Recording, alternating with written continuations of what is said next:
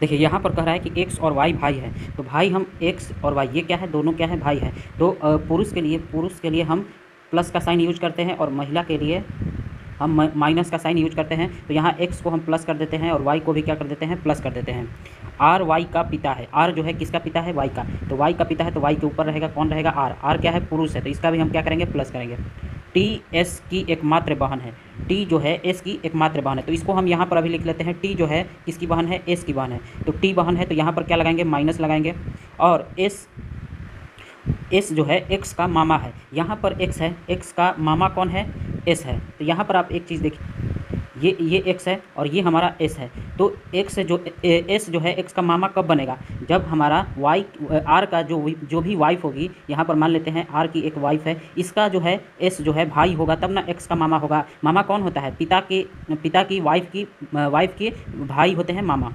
तो एक्स का पिता कौन है, आर पिता है, आर का वाइफ अभी नहीं पता है, लेकिन हमें पता है कि एस जो है क्या है, एस जो है एक्स का मामा है। तो यहाँ पर वाइफ में क्या आ जाएगा, वाइफ में हम यहाँ पर टी लिख सकते हैं, टी यहाँ पर माइनस और एस क्या हो जाएगा, प्लस हो जाएगा, क्योंकि एस जो है मामा है यानी कि पुरुष है। तो अब हमारा क्या पूछ रहा है, यहाँ पर आपका पूछ रहा था टी आर से किस प्रकार संबंध है, यानी कि आर जाकर टी को क्या बोलेगा, आर जो है ये आर है, ये टी को क्या बोलेगा, तो आर टी को क्या बोलेगा, वाइफ यानी कि पत्नी बोलेगा, वाइफ यानी कि पत्नी।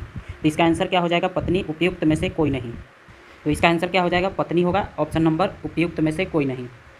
अब इस क्वेश्चन को देखिए, डी ई का पुत्र है, डी जो है क्या है, पुत्र है, किसका पुत्र है, डी जो है पुत्र है, यानी कि यहाँ पर प्लस हो जाएगा, किसका है, ई का। एम ई का पति है, एम जो है ई का पति है, एम किसका पति है, ई का, ई का पति कौन है, एम है। तो यहाँ पर एम कौन है, पति है, यानी कि ये प्लस हो जाएगा, तो ये पुरुष है तो प्लस हो जाएगा, तो ई क्या हो जाएगा, ई माइनस हो जाएगा। तो हम डी को यहाँ न लिखकर पिता के नीचे लिख लेते हैं।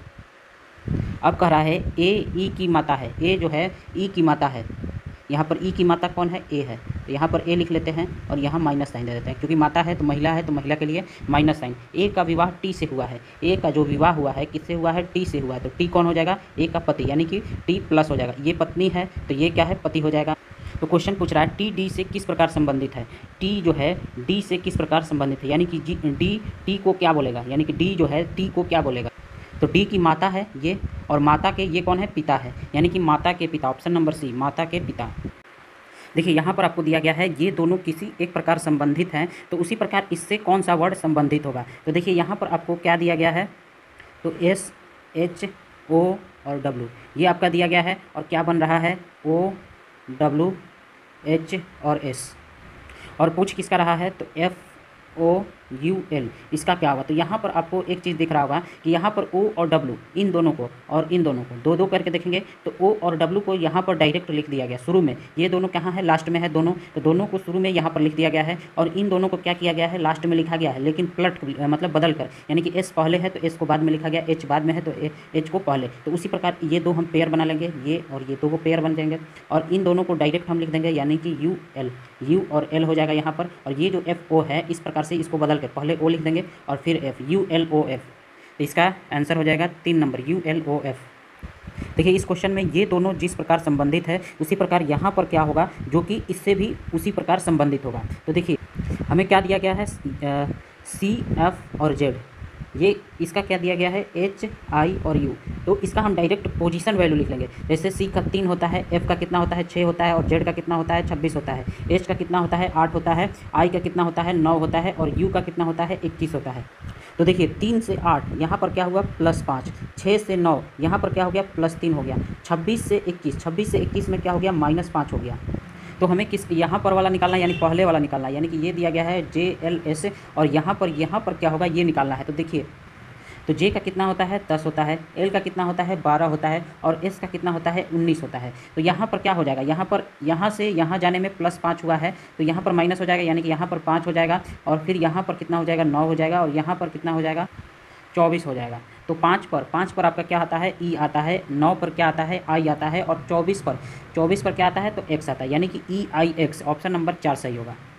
देखिए इस क्वेश्चन में आपको पूरा बनाना ही नहीं है। जैसे कह रहा है शब्द इंटरनेशनल के प्रत्येक व्यंजन को अंग्रेजी वर्णमाला के पूर्वोत्तर अक्षर से, यानी कि जो भी व्यंजन है, जैसे यहाँ पर एन है, एन क्या है, व्यंजन है, एन जो है व्यंजन है, तो इसको क्या लिखा जाता है, एन के पहले वाले अक्षर, यानी कि एन का पहले वाला अक्षर कौन सा है, एम, तो एन को एम से लिखा, एन के जगह क्या लिख दिया जाता है, तो एम। तो यही कह रहा है कि प्रत्येक व्यंजन को अंग्रेजी वर्णमाला के पूर्वोत्तर अक्षर से तथा प्रत्येक स्वर को पूर्वोत्तर अक्षर से प्रतिस्थापित कर दिया जाए। तो प्रत्येक व्यंजन को भी, जैसे प्रत्येक स्वर को भी पहले वाले अक्षर से विस्थापित किया। जैसे आई है, तो आई के पहले क्या आता है, आई के पहले क्या आता है, तो एच आता है। आई के पहले क्या आता है, हमें जो भी स्वर दिया गया है और जो भी व्यंजन दिया गया है उसके जगह वर्णमाला में जो है अल्फ़ाबेटिकल ऑर्डर में उसके जगह तुरंत पहले वाले अक्षर को लिखना है।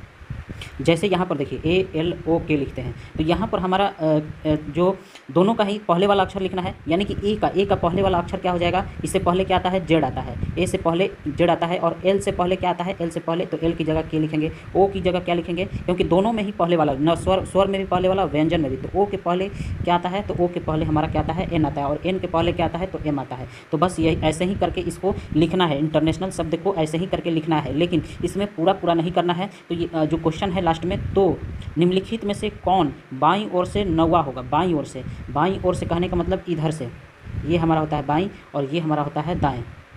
तो हम बस इसी में गिन लेते हैं कि इसमें अभी बाईं ओर से नौवा कौन है। तो ये आई 1 2 3 4, ये हो गया 5, ये 6, ये 7 और ये 8, यानी कि, और ये क्या हो गया 9, यानी कि आई है, आई क्या है, ये है 9th। तो इसके जस्ट पहले क्या होगा, तो आई से जस्ट पहले क्या आता है, तो आई से जस्ट पहले आता है एच, यानी कि इसका आंसर क्या हो जाएगा, एच। यहाँ पर ऑप्शन में नहीं है, लेकिन इसका आंसर क्या होगा, एच हो जाएगा।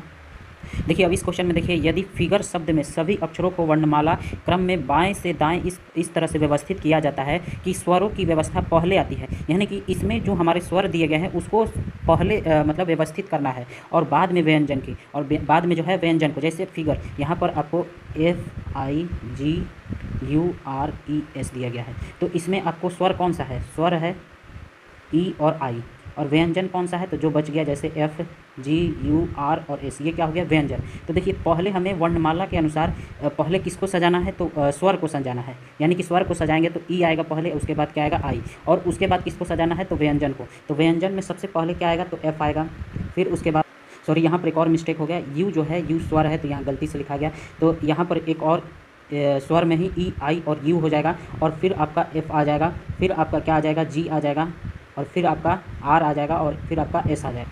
तो हमारा क्वेश्चन क्या पूछ रहा था, तो व्यवस्था के बाद U और R के मध्य कितने अक्षर हैं, तो यहाँ पर आपके U है और यहाँ पर आपके R हैं, तो इन दोनों के बीच कौन सा है, F और G, यानी कि 2 अक्षर हैं। तो इसका आंसर कितना हो जाएगा, 2, ऑप्शन नंबर बी। देखिए इस क्वेश्चन में कह रहा है, यदि ये जो वर्ड दिया गया है कि दूसरे, पाँचवें, छठे और 10वें, इसका जो है दूसरा, पाँचवा, छठा और 10वां, दूसरा क्या है, टी है, यहाँ टी लिख लेंगे, पाँचवा कौन सा है, 1 2 3 4 5, पाँचवा है ए, तो यहाँ पर ए लिख लेंगे, फिर छठा है एम, और 10वां, छठा एम, 7वां, 8वां, 9वां, 10वां, तो 10वां कौन हो जाएगा, ई हो जाएगा। को इस क्रम में मिलाकर कोई सार्थक अंग्रेजी शब्द बनाना संभव हो तो इस शब्द का तीसरा अक्षर क्या होगा। मतलब ये जो हमारा निकला है, इनसे हमें एक सार्थक जो है शब्द बनाना है जिसका कोई ना कोई मतलब हो, तो उसका तीसरा शब्द पूछा। तो यहाँ पर आपका क्या बन जाएगा, तो MEATE, मेट बन जाएगा, मतलब साथी होता है, और मेट में तीसरा अक्षर क्या है, टी है, तो इसका आंसर क्या हो जाएगा, ऑप्शन नंबर ए, टी। अब देखिए यहाँ पर जो हमारा वर्ड दिया गया है, शब्द में प्रत्येक अक्षर का एक बार प्रयोग करके पहला, छठा, 8वां और 9वां अक्षर में कितने अर्थपूर्ण शब्द बनाए जा सकते हैं। अर्थपूर्ण शब्द बनाना है किसका किसका, पहला, छठा, 8वां और 9वां। पहला है ई, उसके बाद है छठा, यानी 1 2 3 4 5 6, तो दूसरा छठा क्या हो जाएगा, सी, फिर 8वां 7 और 8, 8वां कौन हो जाएगा, पी, और उसके बाद हो जाएगा ए।